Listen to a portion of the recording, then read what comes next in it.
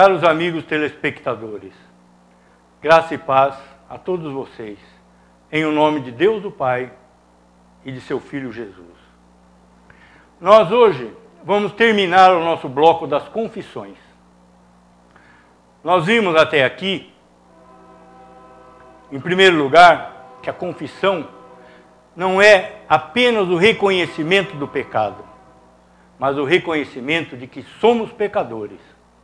Existe uma diferença fundamental nesse aspecto da questão.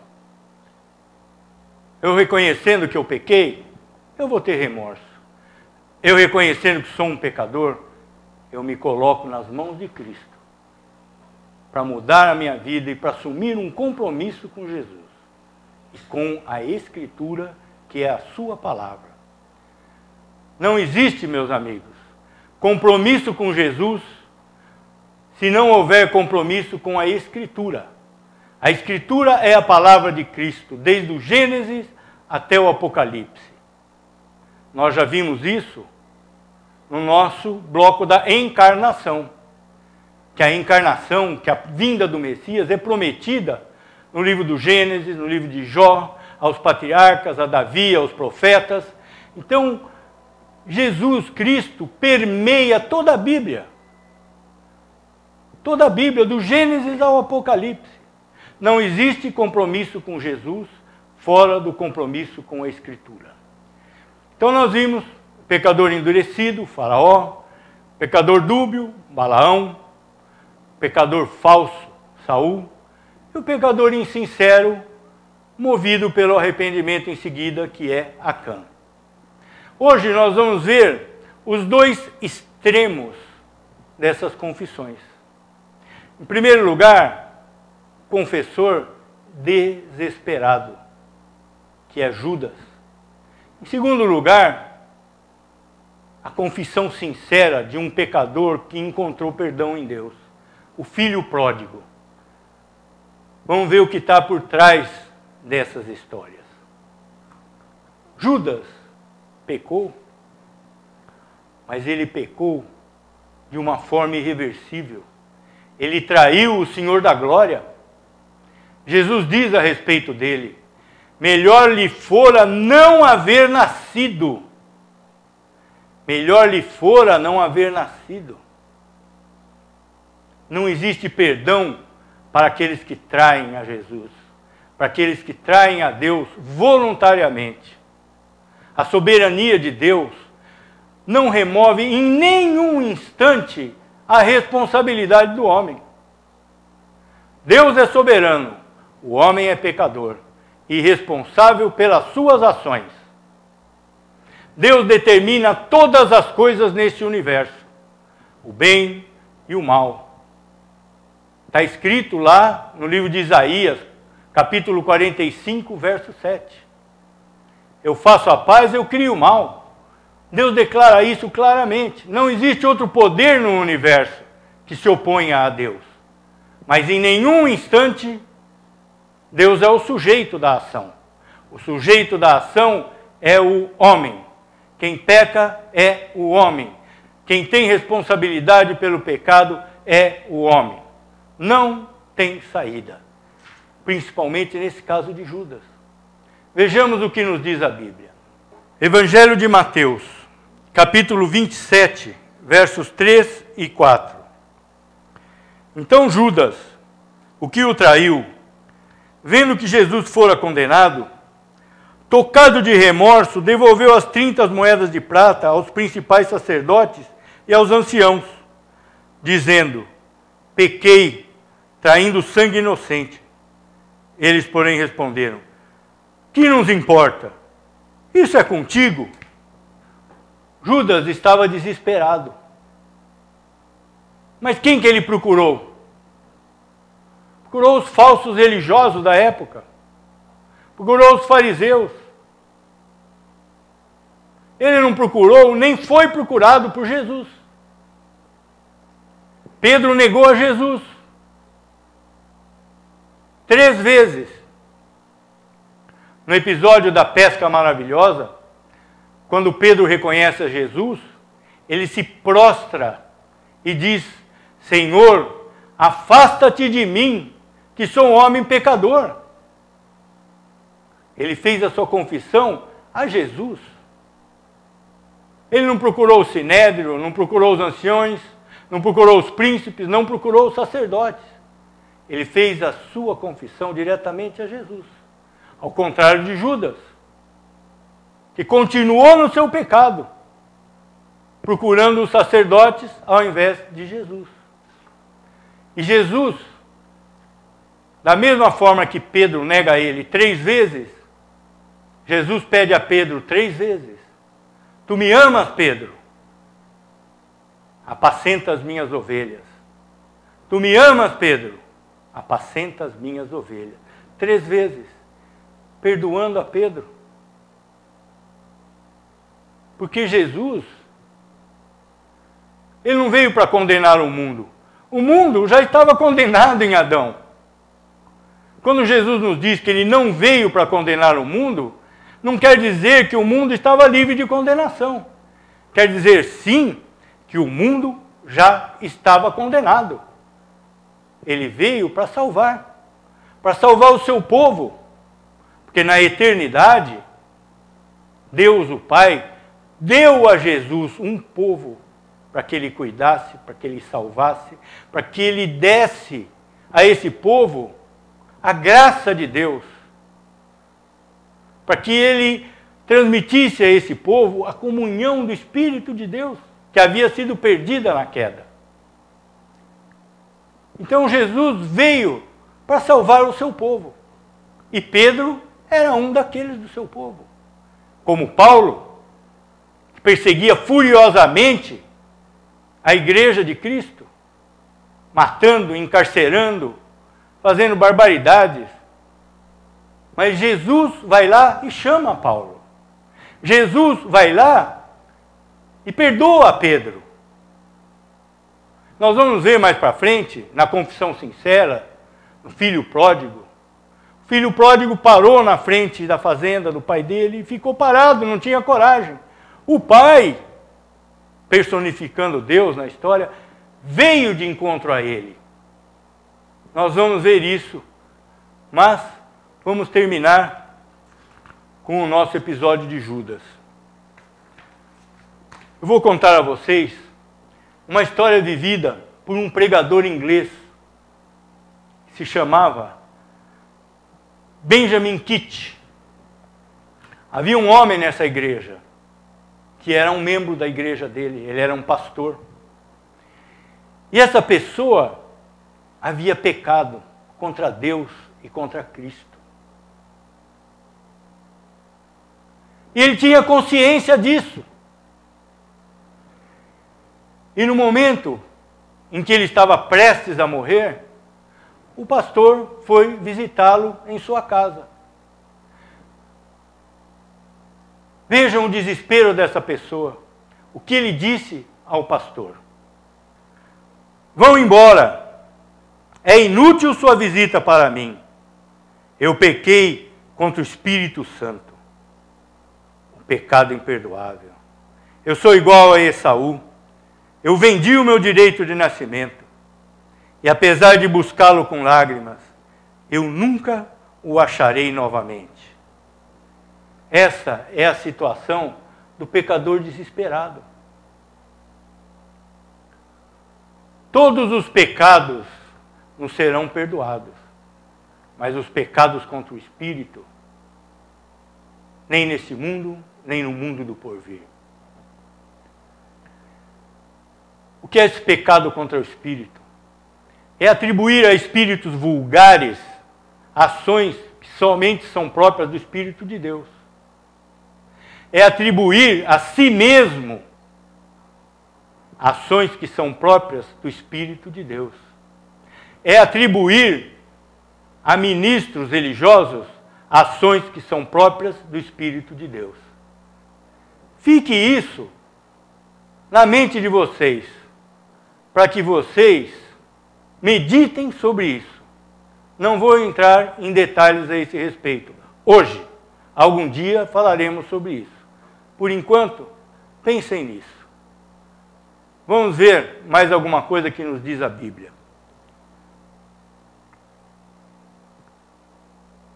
No livro de Filipenses, capítulo 1, verso 23. Vamos fazer nesse verso uma comparação entre o homem natural e o cristão. O que nos diz o apóstolo Paulo nesse verso? Filipenses, capítulo 1, verso 23. Ora, de um e de outro lado, estou constrangido, tendo o desejo de partir e estar com Cristo, o que é incomparavelmente melhor. Veja a diferença, o desespero de Judas na sua morte e a tranquilidade de Paulo, almejando a morte com uma conquista da coroa, que é dada por Deus aos seus filhos. Que é o cristianismo? O cristianismo é essa paz que o cristão tem, sabendo em primeiro lugar que todas as coisas acontecem pela vontade de Deus, que Deus estará cuidando dos seus filhos, da sua família, da sua doença, da sua tristeza, da sua felicidade, da sua pobreza, da sua riqueza. Tudo provém de Deus. Louvado seja Deus. A morte é uma determinação divina, mas o cristão está preparado para enfrentar a morte.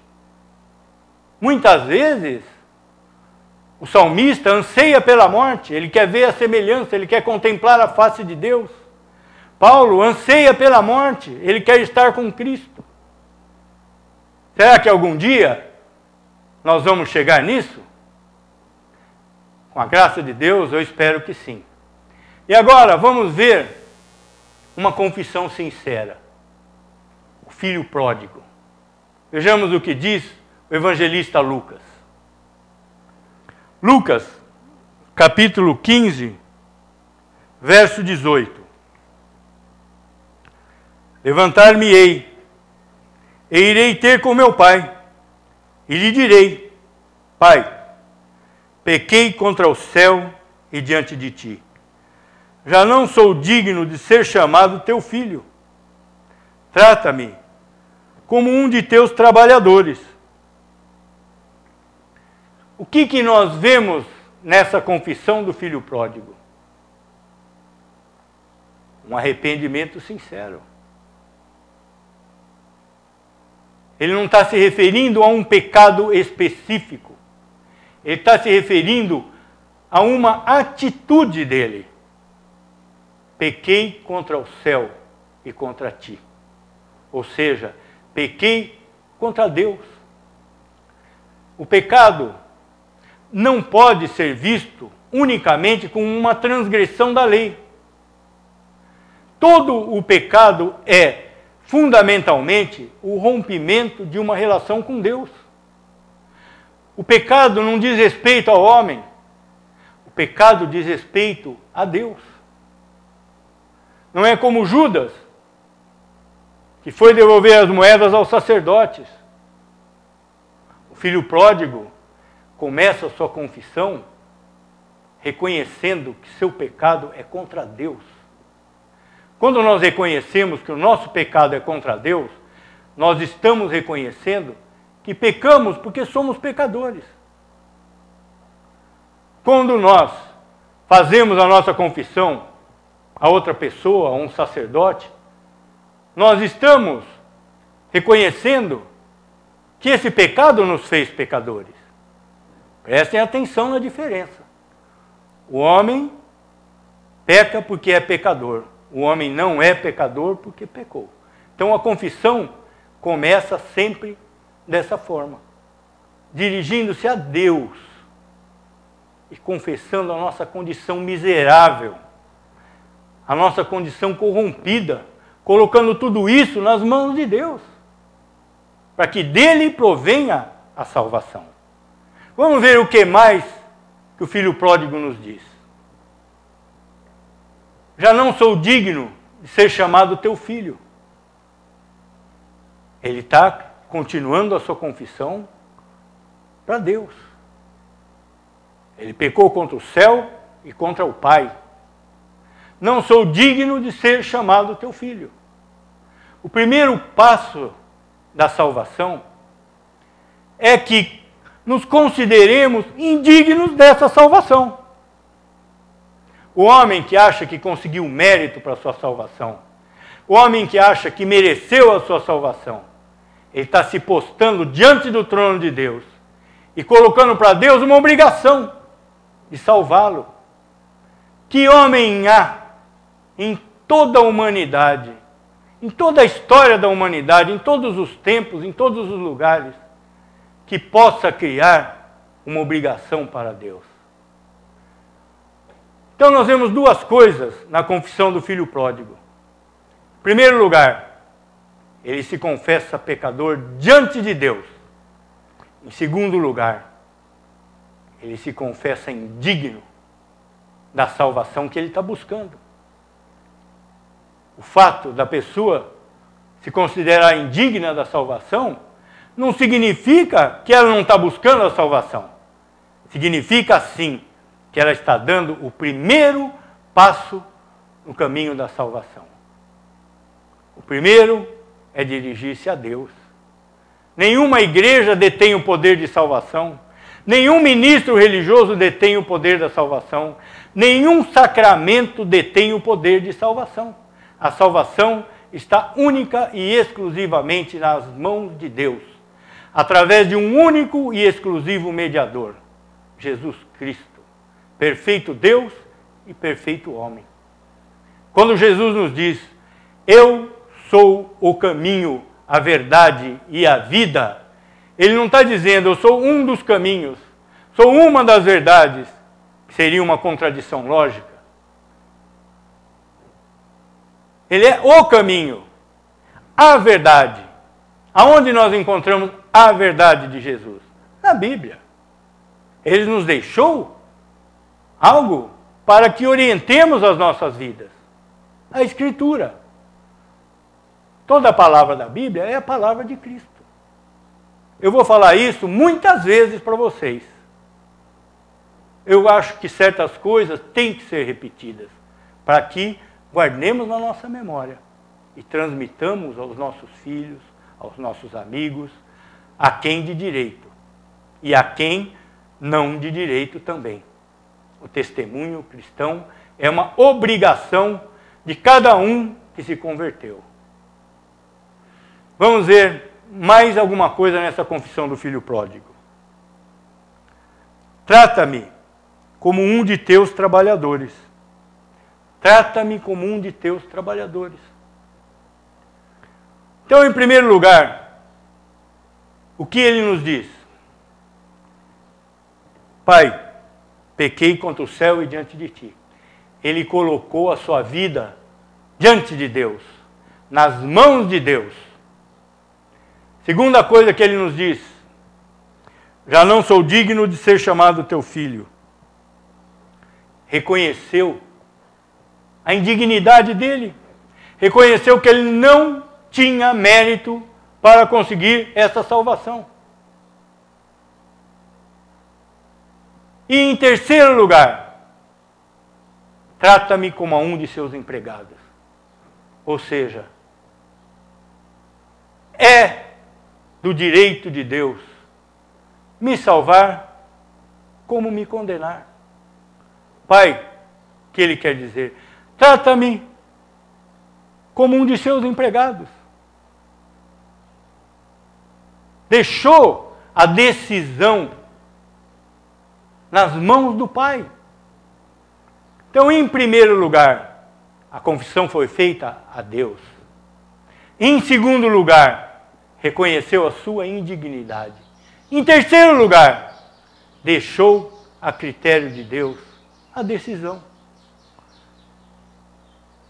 Se queres, Pai, trata-me como teu filho.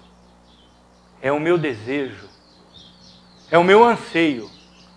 Todavia, como disse Jesus, não seja feita a minha vontade, mas a tua. Ou seja, fez a sua confissão a Deus, reconheceu a sua indignidade e deixou nas mãos de Deus a decisão. Pai, trata-me como um servo. Ou, se for da tua vontade, trata-me como um filho. É o que está escrito. E ele volta. Ele volta. Ele estava cuidando de porcos. Os porcos eram considerados pelos judeus como animais imundos. Tratar de porcos era a última escala na vida social dos judeus. O simples fato de tocar num porco levava o judeu a ser trancado em sua casa, fora do acampamento, purificado pelo sacerdote. Era algo seríssimo. E ali, tratando dos porcos, nem as vagens, as alfarrobas que eram dadas aos porcos, era permitido a ele comer. Ele estava lá, maltrapilho, faminto, passando frio à noite. Vou voltar para a casa de meu pai. E volta. E volta. Um mendigo perambulando pelas estradas. Maltrapilho, roto, esfarrapado, sujo. E o que acontece? Vejamos. Evangelho de Lucas, capítulo 15, verso 20. E levantando-se, foi para seu pai. Vinha ele ainda de longe, quando seu pai o avistou. E compadecido dele, correndo, o abraçou e o beijou. Nós temos que analisar esse verso à luz do contexto histórico e social daquela época. Um pai, dentro de uma família hebraica, era um patriarca. Ele era venerado pelos filhos, pela mulher, por toda a família. Lembrem-se de Abraão, de Isaac, de Jacó. E um pai jamais iria ao encontro do filho. Mas nós vemos aqui uma parábola. O pai é Deus. O filho pródigo é o pecador que se arrependeu sinceramente. Esse pecador que se arrependeu sinceramente não tem coragem de ir a Deus. Ele anseia pela sua salvação, ele clama, ele procura, ele entrega a sua vida nas mãos de Jesus, nas mãos de Deus. Mas quem tem que vir ao encontro dele é o Pai.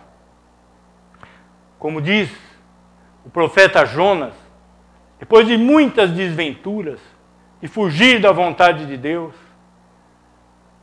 Deus manda ele ir para cá, ele vai para lá. Deus manda Jonas ir por terra, ele vai por navio. E as desgraças vão se sucedendo, ele é jogado ao mar, é engolido pelo peixe. E enfim, ele reconhece: ao Senhor pertence a salvação. Essa é a declaração de Jonas. E nós temos que viver em cima dessa declaração. Ao Senhor pertence a salvação. Jó, da mesma forma, Jó era vaidoso. E ele foi disciplinado por Deus. E depois de tantas desventuras, Jó reconhece: eu sei que o meu Redentor vive e que por fim se levantará sobre a terra. O Redentor é Deus. O Redentor do homem não é o homem. O Redentor do homem é Deus. Vejamos novamente o que nos diz a Bíblia. Quando seu pai o avistou e compadecido dele, correndo, o abraçou e o beijou. O que é isso, gente? Isso é apenas e tão somente a graça de Deus. A graça de Deus é o Pai, é o Filho, é o Espírito que vem de encontro ao homem, propiciando a ele a salvação. Ao Senhor pertence a salvação. Vejamos no Evangelho de João, capítulo 6, verso 37. Todo aquele que o Pai me dá, esse virá a mim. E o que vem a mim, de modo nenhum o lançarei fora. O que Jesus nos está dizendo aqui? Você não é um cristão pela sua decisão. Você é um cristão pela decisão de Deus. Muitas pessoas se dizem cristãs. Aqueles que no último dia chegarão aos pés de Jesus e dirão: Senhor, Senhor, em teu nome fizemos milagres, fizemos muitas coisas. Nós, eu. E Jesus diz a eles: afastai-vos de mim, malditos, para o fogo do inferno. Então, quem provê a salvação é Deus. Vejamos, todo aquele que o Pai me dá, esse virá a mim. É a graça de Deus, dando o seu povo a Cristo. E o que vem a mim, de modo nenhum o lançarei fora. A salvação é eterna. Ninguém perde a salvação, porque a salvação provém de Deus. Aqueles que apostatam, aqueles que se afastam da fé, nunca foram, na realidade, salvos. Vejamos novamente no Evangelho de João, para terminar a nossa palestra de hoje. João capítulo 6, versos 44 e 45. Ninguém pode vir a mim, se o Pai que me enviou não o trouxer, e eu o ressuscitarei no último dia. Está escrito nos profetas, e serão todos ensinados por Deus. Portanto, todo aquele que da parte do Pai tem ouvido e aprendido, esse vem a mim. Nós vemos aqui várias coisas que são relativas a esse arrependimento sincero, a essa confissão, que são relativas ao Pai saindo de casa e indo em encontro ao Filho. Porque Jesus nos diz o quê? Ninguém pode vir a mim se o Pai que me enviou não o trouxer. Se o Pai não trouxer essa pessoa, ele não vai a Cristo. Ao Senhor pertence a salvação. Como diz o profeta Jonas, o homem não merece nada da parte de Deus, mas pela sua graça misericordiosa, pela redenção adquirida por Cristo, o Deus, o Pai, vem de encontro ao homem e salva essa pessoa pela justiça perfeita de Cristo. Então terminamos por aqui esse bloco das confissões e oremos. Pai onipotente, permita, Pai, que em nossos corações conheçamos a corrupção e a queda de nossa alma. E que dessa forma procuremos com sinceridade, Pai, o Teu favor, o Teu perdão e ansiemos por Cristo em toda a nossa vida. Ajuda-nos, Pai, fortalece a nossa fé, ajuda-nos na nossa fraqueza, em nome de Jesus. Amém.